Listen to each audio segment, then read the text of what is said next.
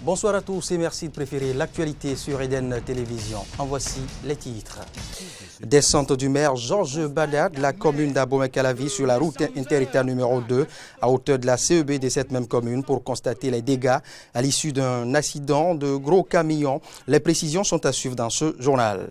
Autre titre à développer dans cette édition, démarrage depuis ce lundi 27 mai 2019 de l'inscription des électeurs pour le renouvellement des conseillers dans le cadre de l'élection des représentants des professionnels des médias à la Haute Autorité de l'Audiovisuel et de la Communication HAC.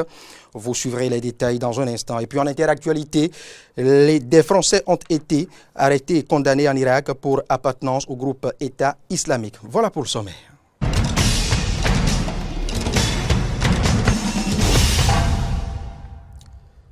Vous faites bien de préférer l'actualité sur Eden Télévision. À l'entame de ce journal, eh bien, nous allons retrouver notre correspondant du côté de Cotonou, c'est bien Laurent Roland Tonenkes qui nous fera le point justement de ce grand rendez-vous donné aux médias par l'honorable Claudine Afiavi-Prudencio, la présidente du parti UDBN qui était face aux médias et face à ses militants ce mardi au Champ d'Oiseaux. Qu'est-ce qui a bien pu faire la substance de ce rendez-vous? Laurent Roland Tonenkes, bonsoir.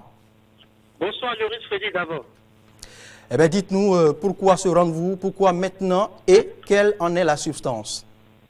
Alors, il faut dire que l'honorable Claudine Afiavi-Prudencio, présidente de l'UDB, Union démocratique pour un Bénin nouveau, était effectivement face à la presse cet après-midi du côté du Cotonou au Champ d'Oiseaux. Il faut préciser que la présidente de l'UDB est revenue sur les incidents malheureux post-électoraux survenus les 1er et 2 mai 2019 à Cotonou et elle a déploré et il faut préciser qu'elle entame, elle a observé une minute de silence en mémoire de compatriotes décédés. Elle est aussi revenue sur la situation qui a prévalu et elle a estimé avoir une pensée pour les blessés, dont certains suivent encore les soins, sans oublier ceux dont les biens privés ont été vandalisés. Il faut préciser qu'en tant que mère, elle a exprimé son sentiment et dire pour ces mots, nos cœurs ont saigné, particulièrement ceux des femmes mères de famille, face à un tel tableau inquiétant auquel notre pays n'était pas habitué. En tout cas, depuis l'historique conférence des forces vives de la nation de février 90. Il faut dire qu'après cette déclaration, l'UDBN est revenu sur la sortie, la toute dernière sortie du chef d'État qui a estimé qu'il faut aller au dialogue à un dialogue sincère et aussi elle s'est prononcée aussi sur la participation de la conférence épiscopale, laquelle conférence épiscopale propose sa médiation au gouvernement pour que cette situation de crise soit résolue. Alors, pour conclure, elle a dit toute la disponibilité de l'UDBN à participer à ce dialogue sincère. En tout cas, elle lance un appel vibrant à toutes les forces politiques, toutes sensibilités confondues, à toutes les organisations sociales, afin que le dialogue soit sincère et se poursuivre en vue d'une déflagration définitive du climat social, sociopolitique au Bénin. Merci Laurent Roland Tonenkes qui vient à l'instant même de nous faire le point de ce rendez-vous avec les médias et ses sympathisants, bien évidemment. Rendez-vous donné justement par la présidente du parti UDBN, Claudine Afiavi-Prudencio, qui est restée fidèle à sa dynamique de préservation de la paix. Ce point de l'actualité se poursuit sur Eden Télévision. Je vous l'annonçais au sommaire, le maire de la commune d'Abomey-Calavi, Georges Bada, a effectué une descente sur la route interétat numéro 2 à hauteur de la CEB de cette même commune où un gros camion a traversé justement le terre-plein central, occasionnant d'importants dégâts matériels ce mardi 28 mai 2019. Le maire de la commune ne comprend pas pourquoi les fonds versés par les engins destructeurs des infrastructures ne servent pas à la réparation ou à la réfection justement des lampadaires et autres infrastructures. À cette occasion, eh bien, il a précisé que ce n'est pas la mairie qui encaisse les 10 fonds et donc elle ne saurait faire face à la réparation de ces différentes infrastructures. Suivez ici le compte rendu fait par Laurent, que dis-je, Maury Anoagua et Damien Pedro. La récurrence des accidents de route sur la route interétat numéro 2 traversant la commune d'Abomey-Calavi préoccupe le maire Georges Bada qui s'insurge contre les dégâts matériels. C'est dans ce cadre qu'il a effectué cette sortie au cours de cet accident. Le constat est amer. De l'échangeur à Kassato, nous avons plus de 100 poteaux électriques détruits et des constats ont été normalement faits. Des mains levées ont été normalement faites, mais aucune réparation ne se fait. Depuis 2015 que je suis arrivé, je peux sortir les mains levées que j'ai eu à signer. L'argent versé par les personnes indexées dans la destruction des infrastructures routières devrait donc servir à la réparation, ce qui n'est pas le cas. Le maire de la commune d'Abomey-Calavi s'interroge donc. Les sous sont payés par l'assureur et nous ne voyons aucune réparation se faire. Et tous les jours que Dieu crée, la population crie au là, le maire ne fait rien, le maire ne fait rien. Et la raison, si la nuit, elle vit dans une insécurité due au non-éclairage, parce que l'éclairage avait été fait et que par accident il y a destruction, il s'en va que quelqu'un doit réparer.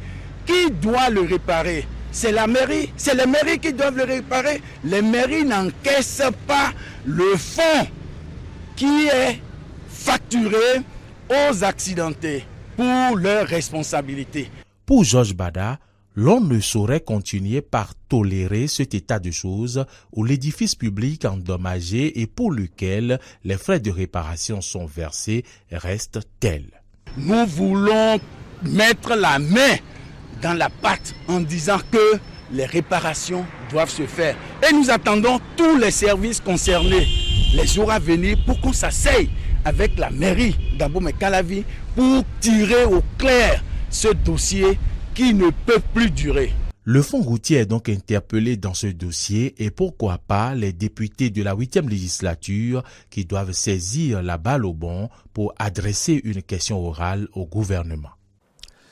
Le maire Georges Bada a profité de cette occasion pour préciser sa position, justement, puisque vous le savez, je ne vous apprends rien, il est élu pour siéger pour le compte de la 8e législature au Parlement. Eh bien, reste-t-il à la mairie? Ira-t-il au Parlement? La réponse dans cet élément. J'ai déjà séjourné pendant plusieurs années à l'Assemblée et je sais ce qui s'y fait. Du grand boulot s'y fait et du grand boulot va s'abattre à nouveau. N'en déplaise à ceux qui doutent encore de cette assemblée. Elle n'est pas monocolore parce que des questions orales seront posées au gouvernement. Si une population a le vrai désir de poser une question, je vous en prie, passez par cette députée, vous ne serez pas, vous ne serez pas malheureux. Pour ce qui me concerne particulièrement, je peux dire, malgré les plaintes de la population d'Abomey-Calavi, que les 3 ans ou 4 ans que je suis en train de passer à la tête de cette commune, j'ai fait ce que j'ai pu. Et c'est vrai, tous les matins, le maire ne fait rien, le maire ne sait rien faire. Si je veux suivre ces lamentations qui parfois sont fondées, je choisirai d'aller au Parlement. Mais je dis, tant qu'il reste à faire à la base, rien n'est fait et j'accepte les critiques pourvu qu'elles soient fondées. J'ai choisi, avec la permission de cette population, de rester maire, de continuer maire, quelles que soient les difficultés, parce que j'aime bien les difficultés que la facilité. Dans un tout autre registre maintenant, prévu pour démarrer le 25 mai 2019 dernier, bien évidemment, c'est finalement ce lundi 27 mai que les inscriptions des électeurs pour le renouvellement des conseillers dans le cadre de l'élection des représentants des professionnels des médias à la Haute Autorité de l'Audiovisuel et de la Communication HAC a démarré. Une équipe de la rédaction d'Eden TV et de Diaspora FM est allée faire le constat que voici. Démarré ce lundi 27 mai 2019 sur toute l'étendue du territoire national, les inscriptions sur la liste électorale dans le cadre de l'élection des représentants des professionnels des médias à la HAC se déroulent dans les enceintes des mairies des localités retenues pour la circonstance. Seuls les professionnels des médias admis à la retraite 2 ans avant la date du scrutin sur présentation de leur carte CNSS, les professionnels des médias détenteurs de la carte de presse professionnelle nationale et ceux ayant fait la demande et retenus par les instances en cours de validité peuvent s'inscrire pour entrer en possession de la carte d'électeur. Cette étape du processus électoral n'est pas sans difficulté selon Toussaint Kenweklounon, agent recenseur. Nous pouvons parler déjà de la liste de ceux qui sont en attente de renouvellement et attribution, la dite liste qui n'est pas encore à notre disposition.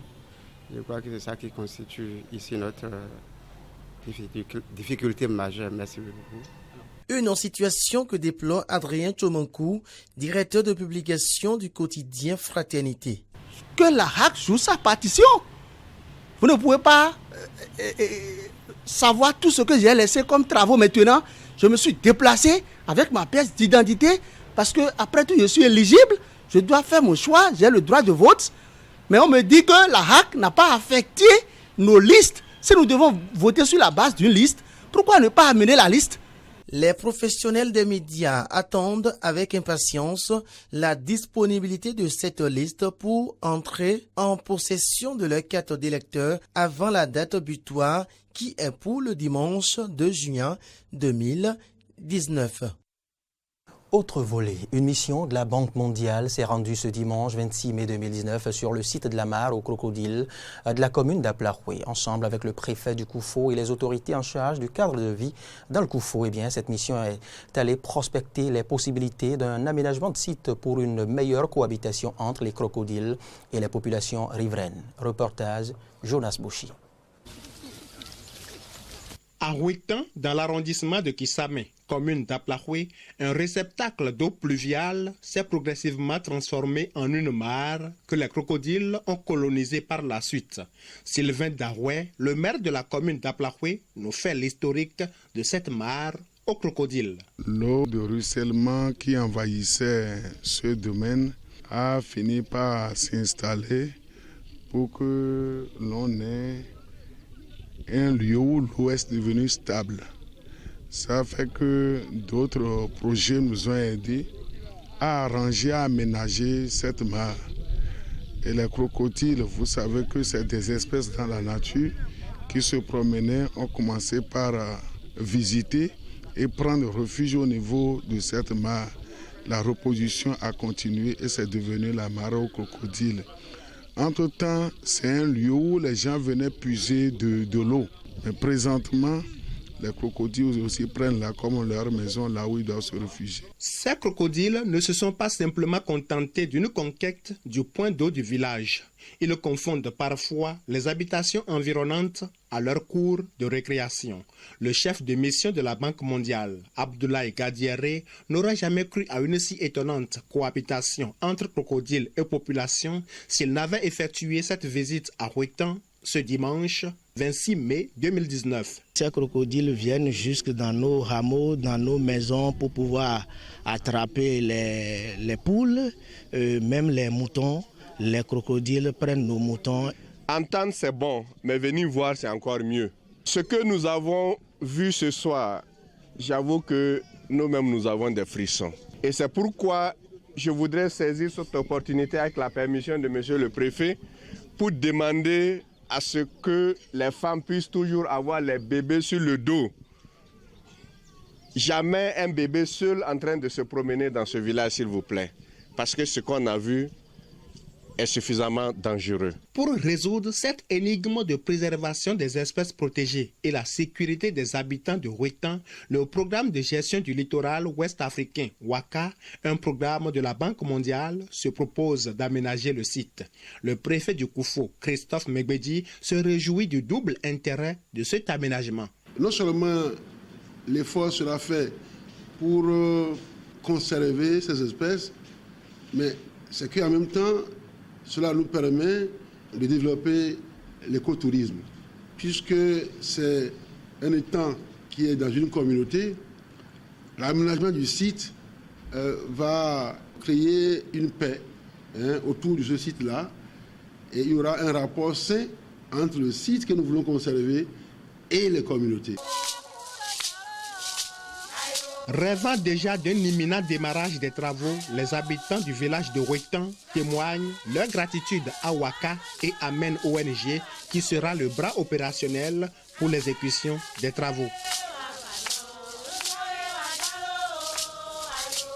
Diplomatie maintenant. Abbé Takou était dans la soirée de ce lundi 27 mai au cabinet du ministre des Affaires étrangères et de la coopération Aurélien Benonchi. L'objectif est de présenter les copies figurées des lettres de créance en tant qu'ambassadeur extraordinaire et plénipotentiaire de l'Inde près le Bénin. Laurent, Roland Tolenkes et Fréjus Fiossi nous font le point. Abaï Takour est désormais le nouvel ambassadeur extraordinaire et plénipotentiaire de la République de l'Inde près le Nigeria avec juridiction sur le Bénin. Il a été reçu en audience par le ministre des Affaires étrangères et de la coopération ce lundi. Abaï Takour est venu présenter les copies figurées de ses lettres de créance. Une occasion pour lui de revenir sur la coopération entre le Bénin et l'Inde qui évolue très bien dans tous les domaines. Il évoque ses priorités en tant qu'ambassadeur. One very high priority will be developmental assistance projects. La priorité, c'est de développer les relations avec l'Inde. Nous pensons à l'amélioration des conditions d'études à travers les bourses high-tech et d'autres programmes. Nous pensons également aux échanges entre les officiels et les businessmen. Liberalized measures between both countries. Le ministre Aurélien Benonchi souhaite que l'Inde inscrive le Bénin parmi les 18 pays africains dans lesquels des ambassades seront ouvertes cette année. Il revient sur les sujets évoqués avec l'ambassadeur. Ce que nous avons discuté avec le nouvel ambassadeur, c'est comment redynamiser la coopération entre l'Inde et le Bénin. C'est comment faire en sorte que certains projets qui sont en pipeline deviennent une réalité. Je pense notamment à un projet d'adduction d'eau potable dans les zones rurales du Bénin. Je pense aussi à des projets dans le domaine des nouvelles technologies. L'ambassadeur vient de m'en parler. Et je pense également à des projets qui les intéressent beaucoup dans des domaines liés à l'éducation et aussi en matière d'énergie solaire. Abaï Takour est né le 1er septembre 1969. Et est titulaire d'un master en technologie. Avant sa nomination en tant qu'ambassadeur, il était haut commissaire à Port-Louis à l'île Maurice. Outre sa langue maternelle, le hindi, il parle l'anglais et le russe. Il est marié et père de 2 enfants. Et cette édition d'information se poursuit toujours en page Nation. Le président du parti Restaurer l'Espoir, Candide Azanahi, était face aux médias dans la soirée de ce lundi 27 mai 2019. Occasion pour le président de revenir sur les événements malheureux qui ont secoué le Bénin au lendemain des dernières élections législatives. Dans son discours, et bien évidemment, Candide Azanahi s'est prononcé sur l'adresse du chef de l'État à la nation avant d'exiger un juste dédommagement aux victimes des violences post-électorales. En voici un extrait. L'objectif que nous poursuivons, qui est poursuivi, est de permettre que la mémoire des victimes innocentes de cette répression soit réhabilitée et honorée. Les victimes soient toutes identifiées afin que justice leur soit rendue. Les familles soient assistées et surtout protégées. Les témoins soient assistés et protégés. Les sanctions exemplaires soient prises conformément aux principes, lois, tests en la matière, tant au niveau national que international. Plus jamais ça dans notre pays, c'est l'objectif de la présente rencontre avec la presse. L'actualité au-delà des frontières du Bénin, 2 nouveaux Français condamnés à mort pour appartenance au groupe État islamique en Irak. Je vous en parlais au sommaire. Ils sont 6 djihadistes français présumés au total condamnés à la peine capitale. Des Français arrêtés en Syrie par des forces démocratiques syriennes et transférés en Irak en février dernier déjà. Ils ont demandé à être jugés en France, Paris, qui se retrouve dans l'embarras d'y multiplier des démarches pour leur éviter la peine de mort, et ce, même si justement le Quai d'Orsay considère que la justice irakienne peut juger ses ressortissants. En voici des précisions. La réalité, c'est quelles que soient les démarches qui peuvent être mises en place pour une extradition, par exemple, vont finalement un peu dans le sens contraire de ce que la France est en train de nous expliquer, puisqu'elle nous dit d'un côté, elle reconnaît à la fois le système judiciaire irakien, elle reconnaît que ces ressortissants français doivent être jugés sur le terrain là où ils ont commis leur crime, et de l'autre côté, la France légitimement s'oppose à la peine de mort. Donc évidemment, à moins de demander, et c'est peut-être ce que Jean-Yves Le Drian est en train de faire, je ne sais pas de changer la justice irakienne, je ne vois pas quel type de démarche et quel type d'autres négociations peuvent être à l'heure actuelle possibles. Et je crois qu'on peut aller du coup vers un incident diplomatique, voire une rupture des relations, puisqu'en réalité, tout est tout à fait à géométrie variable. Les positions changent en permanence, notamment celle de la France. Donc je crois qu'à partir du moment où une décision est en cours, au-delà du recours d'un mois, il faudra voir ce que ça donne. Après, je pense qu'on peut se retrouver avec des situations jusqu'à la Cour pénale internationale. Alors tout cela peut paraître surréaliste parce que on connaît les positions de l'opinion et ces jeunes ont été commettre des drames, jeunes ou moins jeunes d'ailleurs, ont été commettre des drames, qu'ils soient jugés sur le sol là où ils ont commis leurs crimes. Et ça peut d'un autre côté se comprendre. Mais la France est dans cette position tout à fait particulière, presque unique au monde, où elle est patrie des droits de l'homme et autres, je dirais, valeurs du genre, et qu'elle se doit de les faire respecter comme elle peut, même si bon nombre d'exemples prouvent que ce n'est pas toujours le cas. Mais évidemment, il doit y avoir des tractations dans les chancelleries. On ne connaît pas quels sont les objets qui peuvent en être l'objet, justement.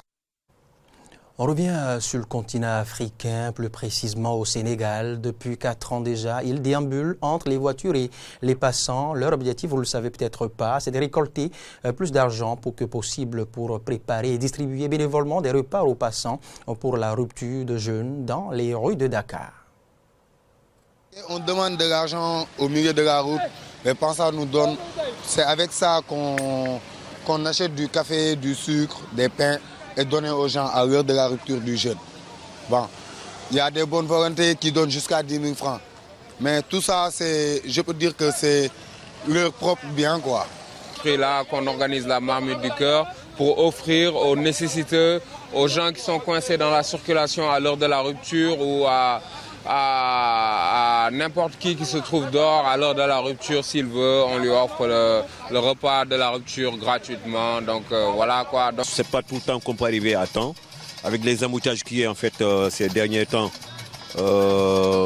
c'est une bonne action que ces bénévoles ils donnent en fait, ils offrent des dogos avant d'arriver à la maison. C'est un mouvement que je salue, c'est un grand mouvement de solidarité. Franchement, je suis très ému par rapport à cela, et puis d'autres pays dans la sous-région devraient en prendre un exemple. Gambie maintenant, 7 militaires de ce pays sont condamnés par une cour martiale et à 9 ans de prison et autres à 3 ans justement pour fait de trahison de mutinerie contre le président Adama Barrow quelques mois après le départ forcé de Yaya Jammeh. Reportage. Non seulement ils sont radiés des forces armées gambiennes, mais 7 d'entre eux écopent aussi de 9 ans de prison et un autre de 3 ans pour fait de trahison et mutinerie contre le président Adama Barrow. Quelques mois après le départ forcé de Yaya Jammeh. Cette décision a été prononcée par une cour martiale qui a par ailleurs acquitté 2 généraux de l'ex-président accusés de désertion qu'il avait suivis en exil avant de rentrer en Gambie en janvier 2018.